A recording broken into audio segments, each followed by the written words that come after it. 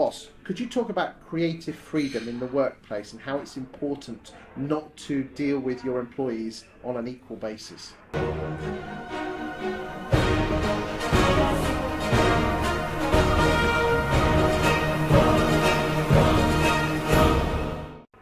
Yeah, I mean, I know myself being a sort of troublemaker in firms that say, why is he taking a longer lunch break? Why is he, having these special things? Well, I earned the right for that because, I was making the most money and I was bringing on a lot of influence to the whole situation. So I know for myself that people are going to be different. If someone is struggling, and we used to have it in the stock market, we used to have desks and teams, big teams. The weakest person we had to help. The strongest would help the weakest. And that needs to go on as well in the workplace. Rather than just destroy them, you're still a champion, but you empower other people as well. Right, so instead of... I see an awful lot of it in the estate agency game, where people try and hold back their best performers, when in reality you should let your best performers even further, but make sure that the deal is, look, I'm letting you loose here, I'm letting you have almost the run of the paddock, but the deal is you have to look after the weaker ones. Yeah, there has to be some sort of give What's the back. motivation though of the... Well, it's a great motivation to see people, expressing themselves and growing as people. The amount of people I've said, I think maybe you should have a tie. I mean, this is made to have a tie, in my opinion, and some people said, I'll do it. It's not a case of, it's just for them to think about it, maybe gives them an edge. Have a bit of your own style, have your expressive freedom, but also understand the rules as well, because there always are certain things that you have to adhere to. Okay, but what if this top performer's creating a bad atmosphere in the office? Is it? Well, if he's not creating a bad atmosphere, he's not doing his job, which is to win. And, the whole idea... Win at all costs? Absolutely. I used to... I sod everyone else? Absolutely. You must win at all costs, because you're winning... Isn't that a selfish attitude? No, but it's selfish the other way around. Where you're not winning at all costs, that's selfish. You're not giving of yourself. You have to win at all costs for the clients. The reason they've come to me before personally, the reason they go to the broker of brokers, the reason that they said, a company said, we want to raise money for a film, can you do it? Absolutely, because you have to close the deal at such a phenomenal level that they are going to get the results themselves. So you have to be ruthless, and there's nothing wrong with that. There's nothing wrong with that. But I thought we're supposed to be in a caring society where we look after each other. You do, but you also have to be in a winning society. If you're not winning, you're not going to be around to care. You're going to be gone. It's still a jungle. It's still a dog-eat-dog company. You talk about companies.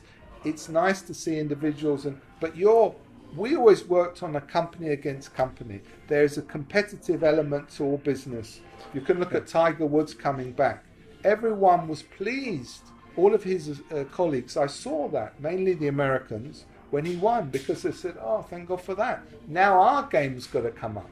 So the advantage of a Google, an Apple, a Bezos, is to take jobs, is to bring everyone else to that level. Okay, but let's just say that person's in the middle of the mix, not the boss, and they are affecting the rest of the team.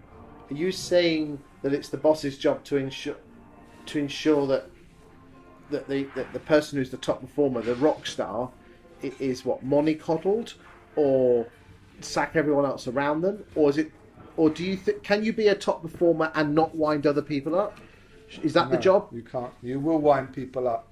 I'd say sack them all if they're not going to be prepared to allow you to work. Because again, personally, I've seen that. I've had teams, Julius Caesar, stabbed me in the back. They did that in the stock market to me, where I brought in a team many years ago, and then I went on holiday. I came back, and the knives went in. Same thing happened in the property industry. This is life. It happened to Steve Jobs. How did it make you feel?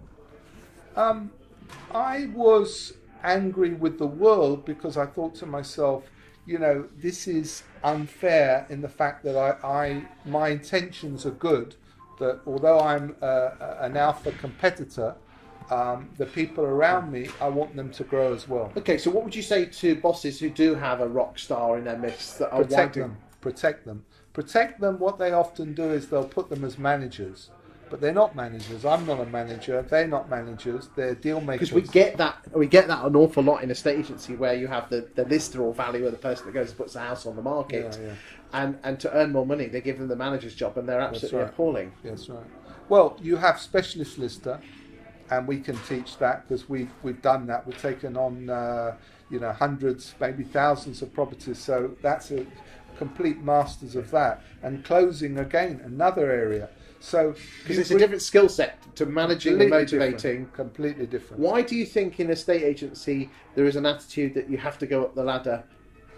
Well, there's a watchdog element. The managers are often watchdogs. They're an issue because they're afraid of their shadow.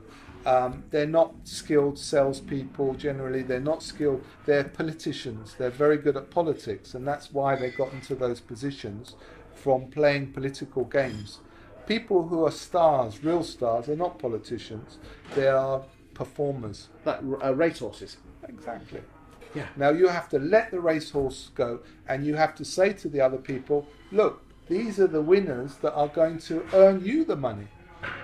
You have to embrace them rather than be jealous of them. It's really interesting at the moment that there's a lot of estate agents out there at the moment, boss, who are looking to set up hubs with self-employed valuer teams, and the amount of people who have said, I'm looking for because what we often find, boss, is this: great valuers, listers who can convert a sit down to a listing are truly atrocious at generating their own business. Absolutely.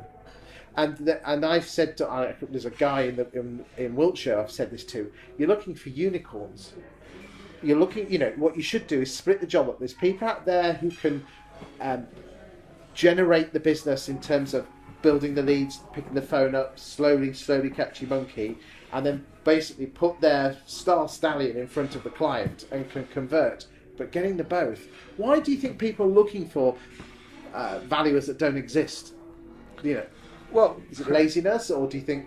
No, I mean, this is the inability of the owners of the businesses to embrace exactly what everyone brings into the table, and they're being swayed by the view that someone is earning too much money for not doing enough. If you go into a meeting and, as I said, as a star of stars or the broker of brokers, where, I've defeated 600-700 brokers and been the best for a year or whatever, 2 long-term periods of success. What that took was a special sort of way of operating, different from other people. And what I had was that freedom. When I could excel, and those people will excel, is when they're protected and have the freedom. But you need to also say, where's the company going? Let's try and help other people as well. You can help other people, even though you're annoying other people as well. It's a give and take. So basically, look after your rock stars, but work out what motivates them, and basically say, look, I'm giving you this freedom, but at the same time there's responsibility that comes with it, and your job is to basically bring the others on as well. Well, it's a good point that listen, it's about leadership.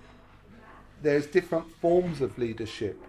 When you're doing a deal as a deal maker, you're really an alpha leader. You're saying to the people, we're going to make this happen and make sure that this is the case. In another form of management, you should be adhering to those sort of mindsets as well, but they're not. They're working on it more of a fear.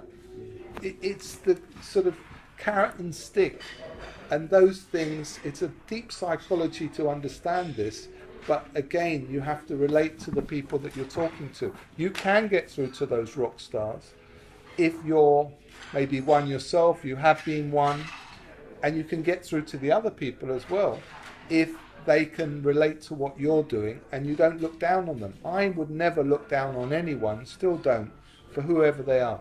I love the huge billionaires and their mindset. I love the simple working people. And the ones in the middle quite often are the problem. They're the ones that are jealous, they're competitive, they're not happy in their own skin, they're racist, they're a nightmare, right? And this is where the world has to change, where they have to say, right, we're going to take on the billionaire mindset more, and the other guys who are more simplistic, for want of another word, but they're enjoying their lives. The other ones are scared of their own shadows. Thank you, Richard. Thank you.